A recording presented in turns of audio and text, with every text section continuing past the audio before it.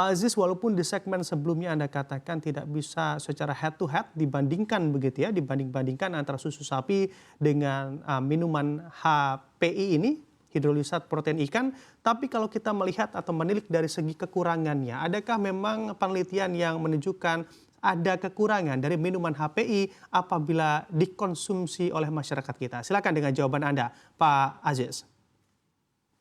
Ya, masing-masing tentunya punya kelebihan dan kekurangannya. Kalau misalnya kita bidik saja misalnya dari, susu sapi seperti itu, kekurangannya apa sih yang selalu digaung-gaungkan itu adalah berbicara masalah, lactose intolerance. Banyak masyarakat kita yang secara genetik itu punya permasalahan untuk, mendigest, laktos di dalam tubuhnya. Itu kekurangan daripada susu sapi. Tapi kalau kelebihannya saya rasa kita semua tahu bagaimana, ada protein di situ, ada mineral di situ, ya, ada apa namanya, berbagai komponen mikro yang memiliki fungsi positif bagi tubuh. Nah, bagaimana kalau misalnya kita lihat dengan minuman hidrolisat protein ikan, gitu ya, tentunya punya keunggulan. Sebagai contoh bahwa berbicara masalah alergenitas, saya rasa minuman ini jatuh dalam kategori hipoalergen. Artinya dia tidak menimbulkan reaksi alergen yang terlalu tinggi, itu yang pertama. Lalu yang kedua, karena bentuknya adalah hidrolisat protein, maka dia tidak dalam bentuk protein utuh, dalam bentuk peptida atau bahkan dalam bentuk asam amino bebas, maka kemungkinan besar dia mengalami penyerapan yang jauh lebih cepat di dalam tubuh.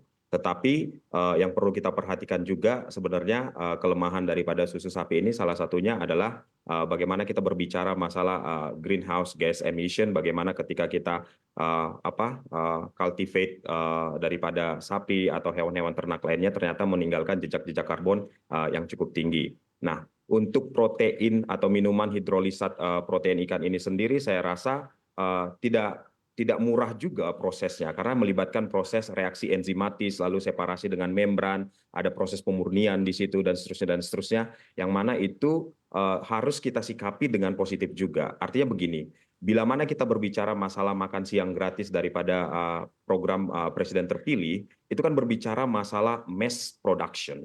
Nah, berbicara masalah mass production ini kan ada kata-kata kunci yang mana kesinambungan ketersediaan daripada raw material yang ada. Sementara tadi di informasi video yang disampaikan bahwa sumber-sumber ikan yang akan dihidrolisis proteinnya itulah sumber-sumber ikan yang tidak dipakai, yang tidak dikonsumsi pada umumnya atau yang terbuang pada umumnya. Nah, bagaimana kita menstandarisasi ini dalam waktu yang relatif cukup singkat untuk memenuhi kebutuhan-kebutuhan pasar bila mana nanti ini menjadi salah satu bagian. Tetapi dari perspektif kami sebagai akademisi, ini adalah salah satu kreativitas, inovasi dari anak bangsa yang patut diapresiasi, ya. Tetapi dalam kerangka diversifikasi pangan, seperti itu, Pak. Oke, oke. Apakah memang menurut hemat Anda, Pak Aziz, ini akan ada sisi supply chain yang juga akan terganggu karena memang dari segi mass production-nya ini juga tentunya membutuhkan banyak raw material dan sulit begitu ya untuk dipenuhi dalam waktu yang cukup singkat?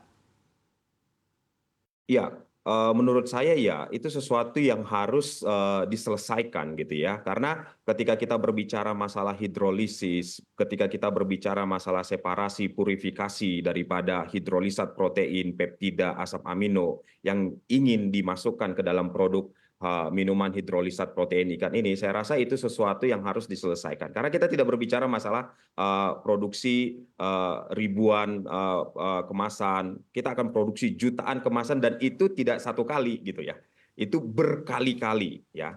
Nah, jadi yang bisa saya sampaikan di sini sebenarnya adalah tidak masalah ini menjadi salah satu produk alternatif ya, tetapi bahwa ini dikatakan digaung-gaungkan akan meng-encounter head to head terhadap, pengurangan konsumsi susu yang tadi disampaikan Pak Dewa itu yang 80% itu adalah importasi, menurut saya perlu dipertimbangkan kembali. Lalu ada satu hal lagi sebenarnya yang ingin saya highlight di sini. Ketika kita berbicara masalah bahwa 80% susu Indonesia itu ternyata adalah hasil dari importasi, sebenarnya yang menjadi pertanyaan, bagaimana kita bisa meningkatkan produksi susu dalam negeri? Seperti itu. Kenapa? Karena menurut saya banyak sekali peluang untuk peningkatan kapasitas susu dalam negeri. Kalau dari Anda, apakah memang dari Anda juga ada alternatif begitu apabila memang dikatakan susu sapi ini dipenuhi 80% impor. Lalu juga untuk minuman HPI juga nanti bisa saja terjadi kendala saat pemenuhan dari raw materialsnya karena memang menggunakan mass production atau menggunakan bahan baku yang cukup banyak dalam waktu yang cukup singkat. Ada solusi ataupun opsi apa lagi selain pengganti dari minuman HPI dan juga susu sapi untuk memenuhi program makan bergizi gratis apabila nanti memang dibutuhkan solusinya, Pak Dewa? Silakan. Ya, coba kita flashback mungkin ya. Dulu pernah program ini tuh bukan program baru, program yang sudah pernah berjalan di tahun-tahun sebelumnya, bahkan dari era Presiden Pak Harto gitu loh. Dulu apalagi ya, banyak banget ada yang dapat program susu kedelai, ada yang susu kacang hijau.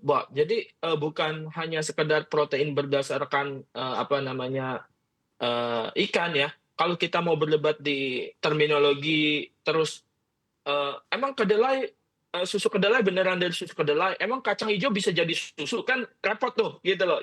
Jadi makanya saya setuju sama Pak Aziz, kita udahlah stop lah berdebat mengenai itu, udah ada definisinya, jadi mending kita fokus ke substansinya gitu loh. Kalau mau kita bicarakan terkait ikan, kenapa harus diekstrak, kenapa nggak makan ikannya langsung, ya mungkin perlu diberitahu juga, disosialisasikan ke masyarakat kalau umur simpan ikan itu pendek. 30% dari total hasil tangkapan ikan di Indonesia itu rusak sebelum mencapai sampai di pasar ya, atau kita bilangnya food loss gitu loh.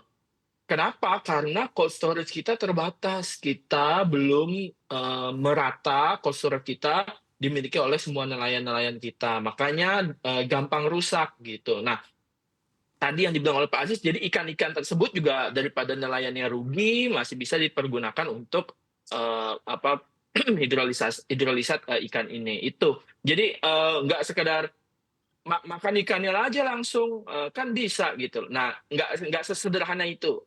Kalau pribadi saya ya untuk ketahanan pangan di bidang sektor kelautan dan perikanan.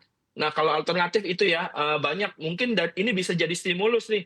Oh, ada soy milk, ada oat milk, ada apa lagi, itu juga bisa dikaji ke depan sih untuk jadi alternatif pemenuhan protein dari susu sapi.